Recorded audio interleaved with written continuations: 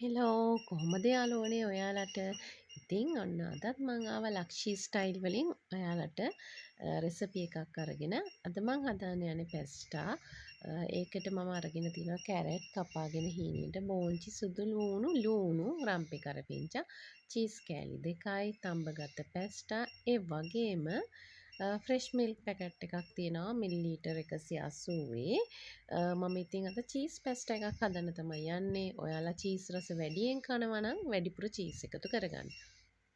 දැන් මම මේ තාච්චියක් ලිපේ තියලා ඒකට තෙල් හෝ බටර් රත් වෙන්න දාලා මම කපාගත්ත කැරට් එතකොට මම මේ වෙලාවේ ලීක්ස් නැහැ බෝංචි දාගෙන තියෙනවා. දැන් මම ඒකට යොදා ගන්නවා අවශ්‍ය ප්‍රමාණයට ලුණු. ඉතින් ඔන්න ඔය ටිකක් දාලා අපිට තියෙන පොඩ්ඩක් මේක කවලම් කරගන්න. දැන් මම ඒකට එකතු කරගන්නවා ඔයාලගේ රස අනුව යොදා ගන්න කෑලි මිරිස්. එතකොට ගම්බිරිස් මම මේ දෙක තමයි ප්‍රධාන වශයෙන් යොදාගන්නේ. ඔයාලා කැමති නම් මිරිස් කුඩු ඒ දේවල් උනත් එකතු කරගන්න පුළුවන්. තියෙනවා නම් ඔයාලා තක්කාලිත් එකතු කරගන්න. එතකොට මේක තවත් රසයි. දැන් මේ එකතු කරගත්ත කෑලි මිරිස් ගම්බිරිස් හොඳට අර එළවලු මිශ්‍රණයේ දැවටෙන්න මම ඒක කවලම් කරගන්නවා. ඊට පස්සේ මම චීස් කෑලි දෙකක් මේකට දාගන්නවා. ඉතින් මේක පොඩ්ඩක් අපිට ෆ්‍රෙෂ් මිල්ක් එක දැම්මම දිය වෙනවනේ. ඒක නිසා තමයි මම දැන් ඇඩ් කරගත්තේ.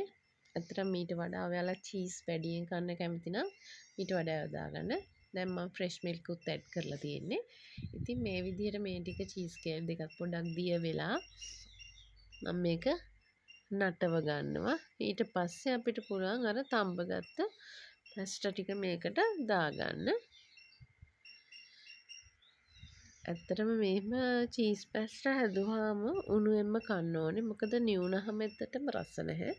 ඒක නිසා ඔයාලා චීස් පැස්ටා වගේ හදනවා නම් අනිවාර්යයෙන්ම උණුවෙන්ම කෑමට ගන්න. එතකොට තමයි ඒකේ ගොඩාක් රස දැනෙන්නේ.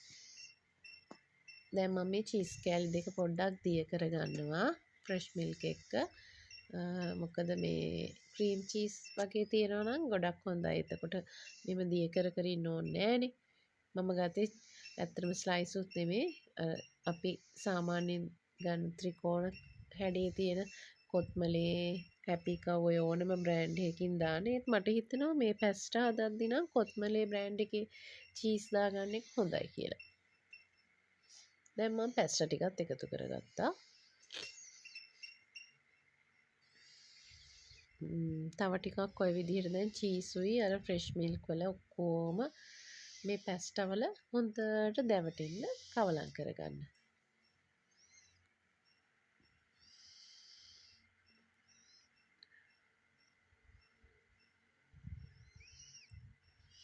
ඔන්න ඔය විදිහට හොඳින් කවලම් කරගන්න.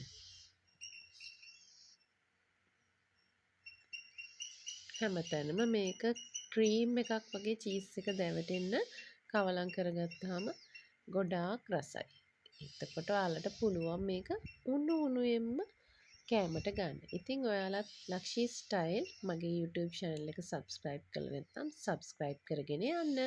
ඉතින් ආයෙත් දවසක ඔයාලා හම්බ වෙන්න එන්න ගොඩක් ලස්සන රෙසිපි එකකින්. ඉතින් ඔයත් හදලා කමෙන්ට් එකක් දාන්න. බයි.